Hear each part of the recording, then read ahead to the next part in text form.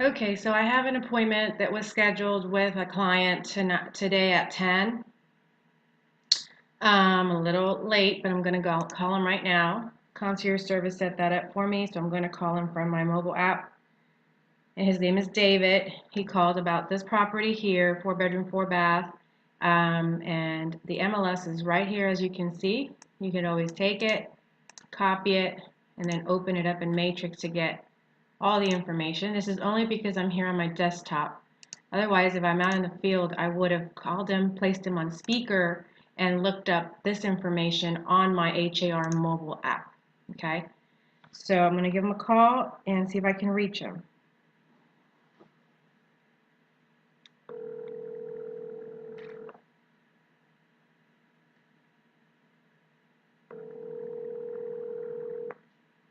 Which one? The main one. Hello? Hi, good morning, David. Yes, ma'am. Hi, David. It's Erica Santana. I'm a real estate agent here in the Houston area. I had an appointment to call you at 10. I'm a little bit late. Sorry about that. Is this still a good time? Yeah, I got a few minutes. Okay, great. Well, I got your request that you wanted some more information on specifically the house on Forest Haven. So I wanted to see how I can help you out with that home, or maybe, show you some other homes. I'm not sure exactly where you are in the process. I just started looking. You just started looking. Okay. First house I saw, and it's like, it's Uh-huh. kind of how, I don't know. Like, the house I have now is the first house I fucking saw, too, and bought that really quick. So, I mean, it's I don't know. Like, maybe it's how it is. I don't know. But, the price, I guess, is kind of average on what houses are going for now. I mean, 230. I mean, 230. am I right? Yeah. I mean, that's kind of where they're starting at. In that neighborhood, yeah, in that area, because right there, Greenwood Forest is real close to Champions Forest area. You know, the 1960. You do know that area? I mean, you're familiar with that area? I'm close. I'm off of North Houston Roslyn as well, but Okay. I'm closer to 290. I'm in between 290 and 249. Okay, gotcha. So, Yeah. So, So yeah, that's about the going price. I'm not gonna say they're not negotiable. I mean, everything's negotiable in real estate. So it's been placed back on the market. It was on the market, then they took it off and they brought it back. So I mean, they're in that neighborhood, Greenwood, and you're like minutes away from all the Willowbrook area, all the shopping. So that Greenwood Forest area, just really going to depend on if the home has been updated a lot. And this one they've added some upgrades, and it has a pool. It has like some wood floors and such. So I would say that's around about the going area. I can tell you it's assessed for the value at 213 from the county. You know, the county and the market values are two different things, but 213 tells me that they didn't price it very high. I mean, they priced it at fair market value. But also, I mean, I could always run a CMA for you and let you know, if it is priced accurately or not. Yeah. So this is my situation. I don't know. Maybe I can get you back up to par, but I'm getting my house ready. I'm in Inwood Forest. I'm getting that house ready to put on the market. So as soon as these guys, contractors, are done, doing what they're doing, painting the new vanities, the whole 9 yards, I'm gonna try and sell that house. Okay. I'm like, God, I'm kind of stuck on what to do. Because I don't know, because the situation here is that my fucking house flooded. And this is the second fucking time. It happened last year on the tax flood.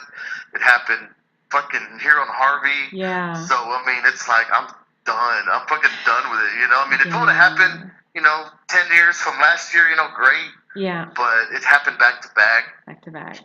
Yeah, and you're on the same boat. You're on the same boat with a lot of people. I've talked to so many of my past clients. They said, they've only flooded once, and they're like, we're out. We don't want to do this. Another client that did flood last April and again, and a lot of other people that I've been talking to that they want to sell their house.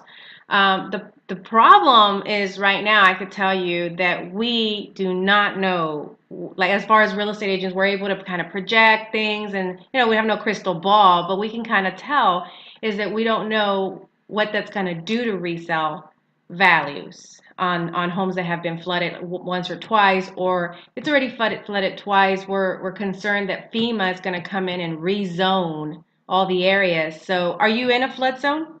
I am. Okay, so you are. So you're already in a flood zone. So the only thing is that maybe insurance is going to hike up their rates. We haven't really heard much on that yet. We're going to have some, a few meetings coming up here for all the local realtors to kind of get that information together. So, but right now, since everybody's still in recovery mode, we haven't even, yeah, we haven't even placed any homes that have been fully renovated from the flood yet back on the market. Yeah, exactly. Yeah. I mean, I'm thinking about another 3-4 weeks, my house will be ready. So, I mean, and then it'll start. I could tell you that our market is still very strong, even after Harvey. On the homes that, of course, I had a few homes listed that did not flood. They sold immediately. So, I mean, the market's still moving. Pricing is going to be one of our biggest challenges because when buyers know that that home has flooded, that's when they're either going to say, okay, I will go ahead and take the risk, or but if they do, they may want it at, lowball you on price and so forth. So yeah, and that's where I'm kind of at too, because I'm in at it, and what's so fucked up about it is that I just refinanced that damn house. Oh, just damn. refinanced it, so and it was like I got it down to like a 3.5, which is great. But then I haven't even paid my first mortgage since I refinanced because it flooded right after I refinanced. Oh, and my my God. mortgage was due. Then it's like they called, hey, do you need help? I'm like, yeah, I need fucking help. Dude, I'm in a damn hotel, and Yeah. so they gave me like 3 months to freaking, if I can pay it, great. If not, but so that's kind of where I'm at. So I've been in a house 15 years. But so man, I'm even thinking I don't want to. We had it appraised before we sold it. I mean, before I refinanced, and then, we got about 170,000 is what it was at. Okay. And so we refinanced. We owe 95 on it. So. I was even getting desperate, thinking, well, fuck, man, I'll just sell it till we buy ugly homes and get what I owe for it and just be done with it. You know what I'm saying? Yeah. So, I mean, if I can make 30, 40, 50 grand out of it, great. Because I know from the insurance money that we're going to get, I'm probably going to be in pocket after everything's done about $30,000, $40,000. You know what I'm saying? So that's where I'm thinking, just to fucking use insurance money to put down on a new home. And plus, if I can sell that home, use that money also to put down on a new home. You know what I'm saying? So, maybe 50, 60,000 I can put down on a new fucking home. Yeah. So that's just kind of thinking, ahead. I mean, I don't know. We could, if you want help also in, helping you sell, I mean, that's what I do. And if you don't already have a realtor you're working with, I could definitely come in and, analyze the situation and kind of come up with a plan with you. So it's either we put it on the market to sell it. And I mean, it's going to be one of those things that we're going to have to try it out to see if you can get the 170, 175. But if buyers are just not coming because it has flooded, then you're going to have to make it more interesting and lower that price. Exactly. Right. Yeah, I mean, to get out of it, I mean, it's a headache. I don't want to deal with this shit no more. It's twice in a year, and screw that. My family's for it. Oh my God, my in-laws, and I freaking hate it. So it's just, it's terrible right now, so I mean, I don't know. I'm telling my wife is that, look, I just want to get the fuck out of this house. And, well, my in-laws right now, and just move back into our house and then put it on the market. I don't know, dude. I don't know. I've never done it before. Well, the other option that honestly, me as a realtor, in my experience and knowing, if I was in that situation and I had that money to go buy another house, if I couldn't possibly get the 170 or the higher amount, I would rent it out. I know it's a pain dealing with renters too, but that gives you a... I've thought about renting, but I don't even know if I qualify for a second mortgage. You know what I'm saying? So, well, if you have a good amount of equity in the home, which it sounds like you do, they can get it done, and we can put a lease together saying that you're going to rent it out and so forth, and we can overcome that. And then you can definitely buy another home. The reason why I'm saying rent it out like for a year. Well, I've thought about it too. Yeah. I've thought about renting the house.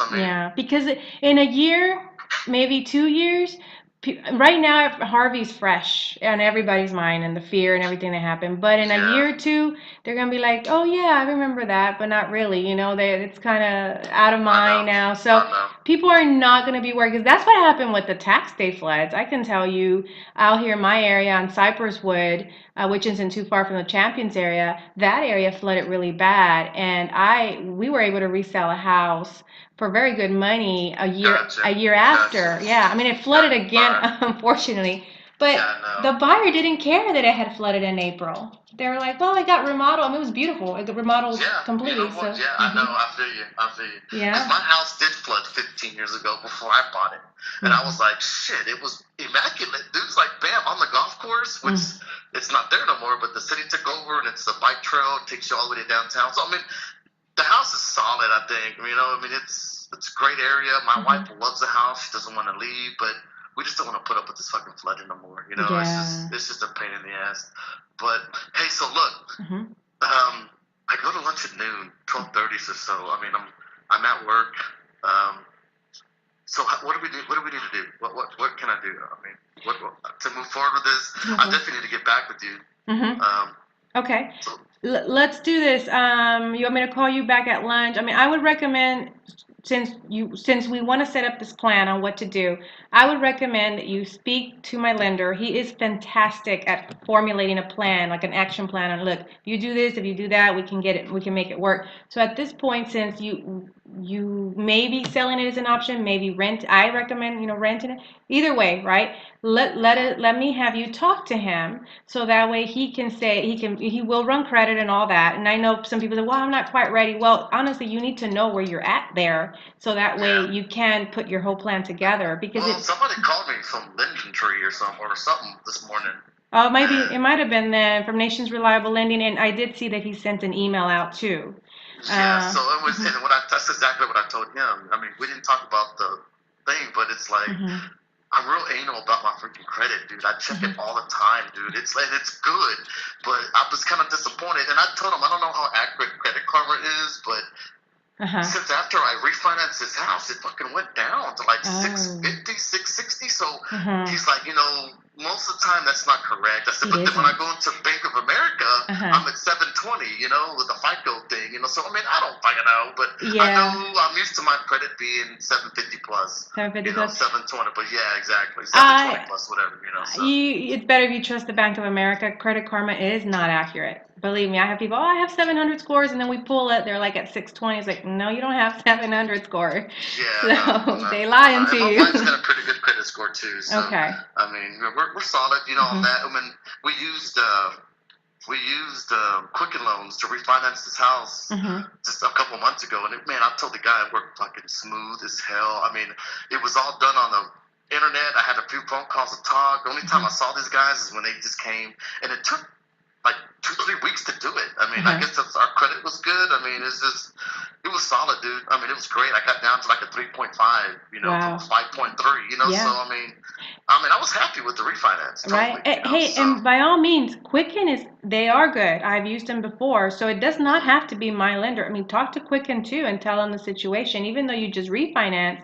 Yeah. Tell them I don't want to be here anymore and go through it. I'm thinking of just renting it out or selling it. And if you rent it out, really you want to know if you rent it out, how can you offset the mortgage that you have on there? If you lease it out, you have more than 30% equity in the home.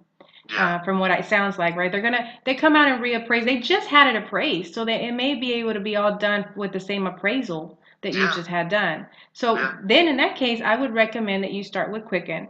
If you want to talk to them, and if you want, you and I can set up an appointment to meet. I don't know if you want to meet on the weekend. I can come out and look at the house. I mean, I know it's not ready, but I can bring you some pricing information, and we can.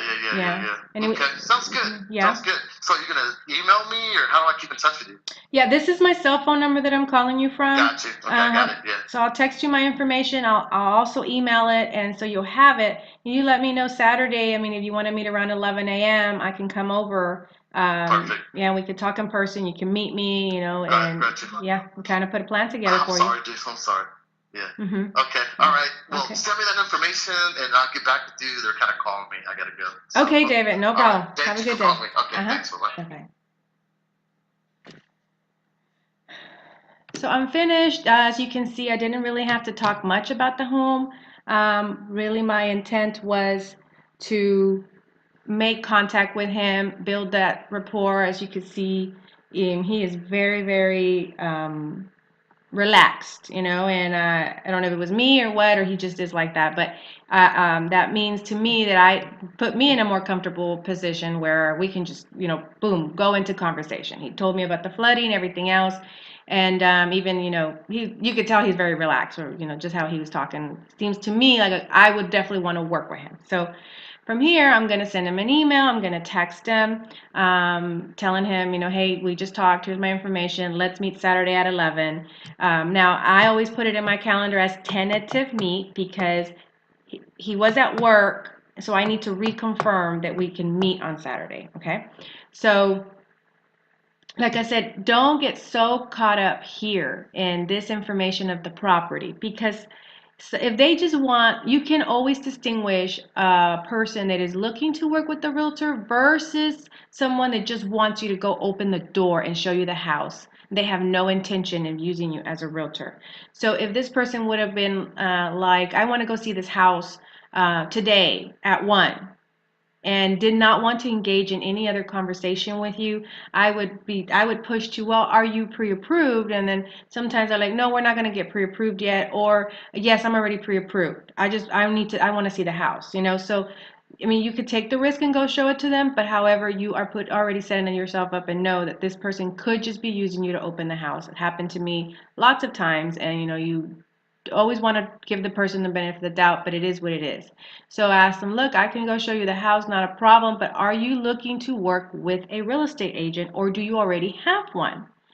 And depending on what they say, they could say they have one, but the realtor has no time for them or whatever. And you just tell them, well, do you want to switch realtors? You don't want to switch realtors, then I'm not gonna, and I just let them know, we don't get paid by showing you the house. You don't pay me either. I get paid when you buy a home, but if your intention is not to use me as a realtor, then I'm sorry, I'm gonna have to decline and setting this appointment up for you. And I would recommend you stick with the realtor that you're using, because they are there to help you. So that concludes this phone call. I know I didn't necessarily go by LP Mama, but like I said, 1 or 2 questions and bam, the whole can of information opens up to you about where they're at in the situation. He told me straight up, look, this is my situation, right? So he is ready definitely to move. He's in with the in-laws. We know what the motivation is. You can tell there. We know the location where he wants to be, which is that Champions Fort. He definitely wants to be in an area that does not flood, period. So that's the motivation. The time frame is the house will be ready in 3 weeks. However, he's ready to go now. Like if the lender tells him, go ahead and finish the house, we can get you proof for another mortgage based on you leasing that house, then it's like now, within 30 to 45 days that he's ready to go. So that means, I can meet with him this Saturday, tell him, let's go see this house, see if you like it, see if you like the neighborhood. He could pick something out, and we could be under contract in the next week or so. Okay, and he could be closing by end of October, beginning of November. If he has to sell the house first, well, then I just picked up a listing. I'm going to put that house on the market. I do not know how long it's going to take because it did flood. Okay, that's all new to all of us as far as realtors. We don't know. What I've talked in my conversation with other professionals, lending professionals, other realtors that have been in the industry for a long time is that I'm just going to wait. I'm going to just rent the house out because in a year or so, people are not going to remember that it flooded. They're not going to care about it as much as right now. Right now, it's a very fresh, open wound to all of us, right? We all experienced it. But later on, they're not, especially people that are still wanting to move here from other states. They're not going to care that flooded. They just want to come to Houston because for $229, they can get a 3,100 square foot house with a pool with almost a 10,000 square foot lot. This type of home in California, Jersey, LA, any other places like Florida would be worth, over 500,000. So that's what makes Houston and the surrounding areas so attractive. Well, I can ramble on forever, but I hope this information has been useful. And I want you to make those connections just like that over the phone. Be yourself. Be, how can I say, authentic.